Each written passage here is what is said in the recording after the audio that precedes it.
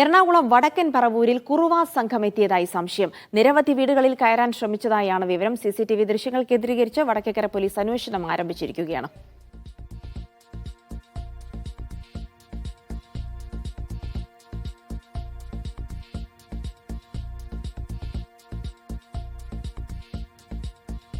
S Sharan വിവരങ്ങൾ നൽകും. ശരൺ, കഴിഞ്ഞ ദിവസങ്ങളിലൊക്കെ ആലപ്പുഴയിൽ നടന്ന ഒരു സീരിയൽ മോഷണം തന്നെ ഉണ്ടായിരുന്നു. അതിന് പിന്നിലൊക്കെ കുറുവാ സംഘമാണെന്നുള്ള സംശയമൊക്കെ ഉണ്ടായിരുന്നു. ഇപ്പോൾ CCTV ദൃശ്യങ്ങൾ കൂടി പുറത്തു വന്നിരിക്കുന്നുണ്ട്. പോലീസ് ഒരു സ്ഥിരീകരണം നൽകുന്നുണ്ടോ? ഒരുപാട് മോഷണങ്ങളൊക്കെ ഈ പ്രദേശത്ത് റിപ്പോർട്ട് ചെയ്യപ്പെട്ടോ?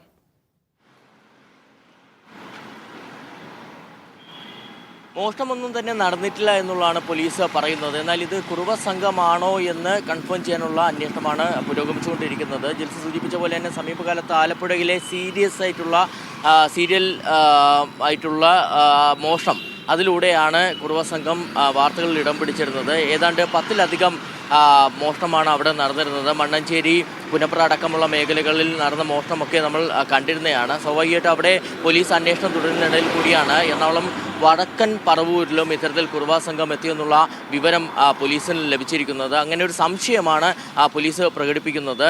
ഇത്തരത്തിലൊരു വിവരം ലഭിച്ചതിൻ്റെ അടിസ്ഥാനത്തിൽ, നാട്ടുകാർ നൽകിയ വിവരത്തിൻ്റെ അടിസ്ഥാനത്തിലാണ് പോലീസ് അവിടേക്ക് എത്തിയത്. അതിനുശേഷം CCTV ദൃശ്യങ്ങൾ ശേഖരിച്ചിരുന്നു. അങ്ങനെ CCTV ദൃശ്യങ്ങൾ ശേഖരിച്ച് പരിശോധന നടത്തിയപ്പോഴാണ് അത്തരത്തിലൊരു സംശയം പോലീസിന് വരികയും ചെയ്തിരിക്കുന്നത്. എന്തായാലും നമുക്ക് കൃത്യമായി തന്നെ കാണാൻ കഴിയുന്നുണ്ട്. ചിലർ ആയുധങ്ങളുമായിട്ട് വീടുകളിലേക്ക് കയറുന്നതിൻ്റെ ദൃശ്യങ്ങളാണ് ഇപ്പോൾ പുറത്തു വന്നിരിക്കുന്നത്. അതിൽ തന്നെ വീട്ടിലേക്ക് കയറാൻ, അതായത് വീടിൻ്റെ പിറകുവശം വഴിയൊക്കെയാണ്, വാതിൽ ചവിട്ടിപ്പൊളിച്ചൊക്കെയാണ് ഉള്ളിലേക്ക് കയറാനുള്ള ശ്രമങ്ങൾ നടന്നിരിക്കുന്നതെന്നുള്ളതാണ് വിവരമായി ലഭ്യമാവുകയും ചെയ്തിരിക്കുന്നത്. എന്തായാലും വിശദമായ അന്വേഷണം തന്നെ ഇപ്പോൾ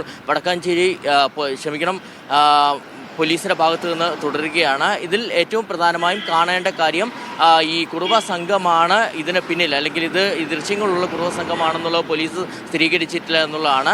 ഈ CCTV ദൃശ്യങ്ങളും ഒപ്പം തന്നെ നാട്ടുകാരുടെ മൊഴിയടക്കം രേഖപ്പെടുത്തിക്കൊണ്ടുള്ള വിശദമായ അന്വേഷണമാണ് ഇപ്പോൾ തുടർന്നുകൊണ്ടിരിക്കുന്നത്.